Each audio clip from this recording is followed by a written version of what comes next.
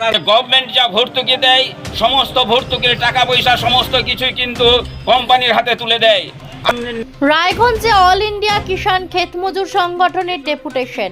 সোমবার রায়গঞ্জ ব্লকের কৃষি সহকারী অধিকর্তার দপ্তরে একটি ডেপুটেশন জমা দিল অল ইন্ডিয়া কিষাণ ক্ষেত মজুর সংগঠনের রায়গঞ্জ লোকাল কমিটি। সংগঠনের অভিযোগ, বর্তমানে বাজারে বীজ ও কীটনাশকের দাম লাগাতার বাড়ছে, সঙ্গে সারের অবাধ কালোবাজারির জেরে চরম দুর্ভোগে পড়ছেন কৃষকরা। এছাড়াও দাবি করা হয়, উৎপাদিত ফসলের ন্যায্য ও লাভজনক মূল্য না পাওয়ার কারণে বহু চাষি কৃষিকাজ ছেড়ে ভিন রাজ্যে পরিযায়ী শ্রমিক হিসেবে কাজ করতে বাধ্য হচ্ছেন।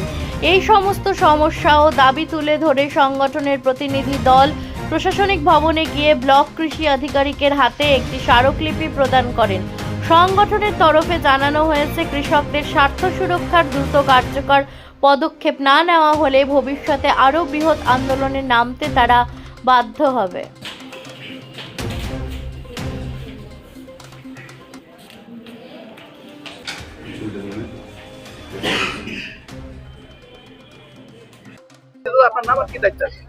আমার নাম তপন কুমার দাস।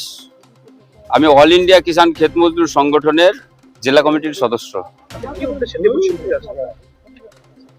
আজকে ডেপুটেশনের মূল বিষয় ছিল যে কৃষকদের যা অবস্থা, এই অবস্থার পরিপ্রেক্ষিতে বর্তমানে যে চাষ চলছে, চাষের মরশুম, ধান বিশেষ করে ভুট্টার চলছে, তারপর সরষা চলছে, এই ধরনের বীজ যে গভর্নমেন্ট যে সাপ্লাই করছে, এই কৃষকদের সেটা প্রয়োজন।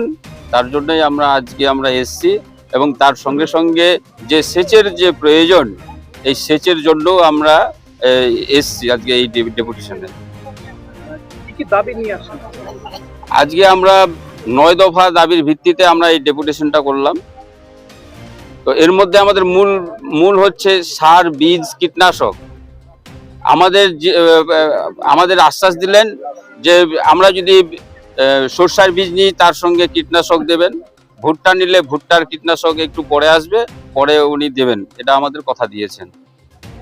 আর কি কি বিষয় নিয়ে আলোচনা হয়েছে যে কৃষি সেচের জন্য যে জলের জন্য কৃষকরা তো চাষ করতে গেলে জলের প্রয়োজন হয়, সেই সেচের জন্য পাইপ সরবরাহ হচ্ছে গভর্নমেন্টের মাধ্যমে, সেই পাইপ কৃষকরা পাবেন।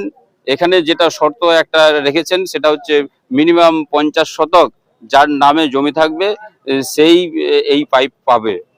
আর এর সঙ্গে আরো বলেছেন যে যারা সোলার সিস্টেমে সেচ ব্যবস্থা করতে চান, ওনা বললেন যে গভর্নমেন্টের মাধ্যমে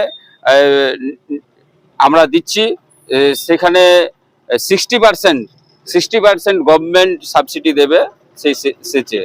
বলছি, আপনাদের ওই ডেপুটেশনের পরিপ্রেক্ষিতে আধিকারিক কি বললো? আমরা যে ডিমান্ডগুলো আমরা যে রেখেছিলাম, তো আধিকারিক আমাদের সহমত পোষণ করেছেন এবং এই সমস্ত দাবিগুলো আমাদের মেনে নিয়েছেন। এখন আপনিও রিপোর্টার, আপনার এলাকার যে কোনো খবর পাঠান এই নম্বরগুলোতে।